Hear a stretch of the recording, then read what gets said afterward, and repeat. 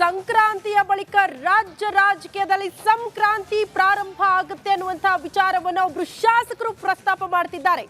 ಯಾವ ಶಾಸಕರು ಅನ್ನೋದ್ರ ಬಗ್ಗೆ ಡೀಟೇಲ್ಸ್ ಅನ್ನ ರಿಪಬ್ಲಿಕ್ ಕನ್ನಡ ನಿಮ್ಮ ಮುಂದೆ ಇಡ್ತಾ ಹೋಗುತ್ತೆ. ಲೋಕಸಭೆ ಚುನಾವಣೆಯ ಬಳಿಕ ಸರ್ಕಾರ ಪತನವಾಗುತ್ತಾ? ದಳಪತಿ ಬಳಿಕ ಮತ್ತೊಬ್ಬ ನಾಯಕನಿಂದ ಬಿಗ್ ಬಾಂಬ್. ಸಮ್ಮಿಶ್ರ ಸರ್ಕಾರ ಉರುಳಿಸಿದ್ದ ಶಾಸಕನಿಂದಲೇ ಭವಿಷ್ಯ ನುಡಿಯಲಾಗಿದೆ.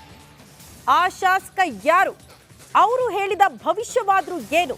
ರಿಪಬ್ಲಿಕ್ ಕನ್ನಡದಲ್ಲಿ ಮತ್ತೊಂದು ಪೊಲಿಟಿಕಲ್ ಎಕ್ಸ್ಕ್ಲೂಸಿವ್ ಸುದ್ದಿ, ಮತ್ತೊಂದು ಅಪ್ಡೇಟ್ ಲಭ್ಯವಾಗ್ತಾ ಇದೆ. ಕಾಂಗ್ರೆಸ್ನಲ್ಲಿ ಒಬ್ಬರಲ್ಲ ಇಬ್ಬರು ಪವಾರ್ ಶಿಂದೆ ಇದ್ದಾರೆ ಅನ್ನುವಂತಹ ವಿಚಾರ ಪ್ರಸ್ತಾಪ ಮಾಡಿದ್ದಾರೆ. ಅವರು ಯಾವಾಗ ಬೇಕಿದ್ರು ಬಂಡಾಯ ಸಾರಬಹುದು, ಲೋಕಸಭಾ ಚುನಾವಣೆಗೆ ಮುನ್ನವೇ ದಂಗೆ ಹೂಡಬಹುದು ಅಂತ ಮುನಿರತ್ನ ಅವರು ಈ ಹೇಳಿಕೆ ಕೊಟ್ಟಿದ್ದಾರೆ. ಸರ್ಕಾರದ ಭವಿಷ್ಯದ ಸಂಬಂಧಪಟ್ಟಂತೆ ಮಾಜಿ ಸಿಎಂ ಕುಮಾರಸ್ವಾಮಿ ಅವರು ನಿನ್ನೆ ದೆಹಲಿಯಲ್ಲಿ ಒಂದು ಮಾತನ್ನು ಹೇಳಿರುವಂಥದ್ದು. ಸರ್ಕಾರದಲ್ಲಿ ಅಜಿತ್ ಪವಾರ್ ಮತ್ತು ಶಿಂದೆ ಅನ್ನೋ ಇದ್ದಾರೆ, ಯಾರು ನೋಡಿ ಅಂತ ಹೇಳಿರುವಂಥದ್ದು. ಈ ಸಂಬಂಧಪಟ್ಟಂತೆ ಮಾತಾಡೋಕ್ಕೆ ಶಾಸಕ ಮುನಿರತ್ನ ನಮ್ಮ ಜೊತೆ ಇದ್ದಾರೆ, ಮಾಜಿ ಸಚಿವರು ಕೂಡ. ಸರ್, ಸರ್ಕಾರದಲ್ಲಿ ಪ್ರಮುಖ ಪಾತ್ರ ಈ ಹಿಂದೆ ಸರ್ಕಾರ ಉಳಿಸಿರೋದ್ರಲ್ಲಿ ಮತ್ತು ತರೋದ್ರಲ್ಲಿ ಈಗ BJP ಸರ್ಕಾರ ಶಾಸಕರಾಗಿರುವಂಥದ್ದು.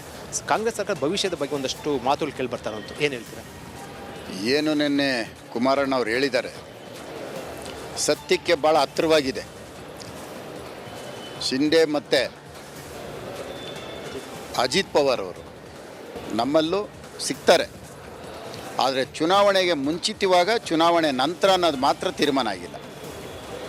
ಅದು ಲೋಕಸಭಾ ಚುನಾವಣೆ ಮುಂಚಿತವಾಗಿ ಅಥವಾ ನಂತರ ಖಂಡಿತವಾಗಲೂ ಈಗಾಗಲೇ ಅವರು ಇದ್ದಾರೆ.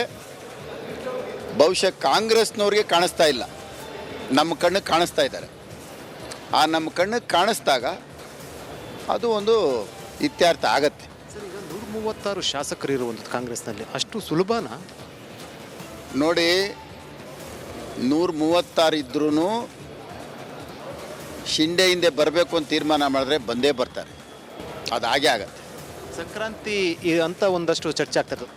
ಸಂಕ್ರಾಂತಿ ಇಲ್ಲ, ಲೋಕಸಭಾ ಚುನಾವಣೆ ಮುಗಿದ ಮೇಲೆ ಇಬ್ಬರಲ್ದಿರೆ 4 ವ್ಯಕ್ತಿಗಳು ಬರ್ತಾರೆ. 2 ಶಿಂದೆ ಬರ್ಬೋದು, ಇನ್ನಿಬ್ರು ಯಾರು ಅಜಿತ್ ಪವಾರ್ ಅವರು ಬರ್ತಾರೆ. ಸಚಿವರ ಯಾರು? ಈ ಶಿಂದೆ ಮತ್ತು ಪವರ್ನ ಸಚಿವರಾಗಿರುವಂಥವ್ರು ಅಂತ ಹೇಳ್ಬೋದಾ?